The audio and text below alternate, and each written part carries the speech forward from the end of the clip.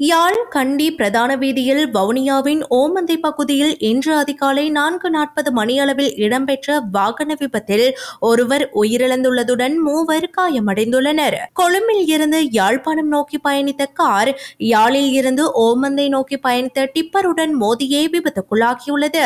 விபத்தில் யாழ் இந்திய துணை தூதரகத்தில் நீண்ட காலமாக பணியாற்றி வந்த சச்சிதானந்த பிரபாகர குருக்கள் உயிரிழந்துள்ளதுடன் அவரின் மனைவி, மகன் மற்றும் மாமனார் உள்ளிட்டோர் படுகாயமடைந்த நிலையில் வவுனியா வைத்தியசாலையில் அனுமதிக்கப்பட்டுள்ளனர். தனிப்பட்ட விஜயமாக வட இந்தியாவின் இமயமலை சாரலுக்கு வழிபாட்டிற்காக சென்று கட்டுநாயக்க விமான நிலையம் ஊடாக வருகை தந்து யாழ்ப்பாணத்திற்கு காரில் பயணித்துக் கொண்டிருந்த வேளை டிப்பர் வாகனத்துடன் மோதி விபத்து இடம்பெற்றுள்ளது.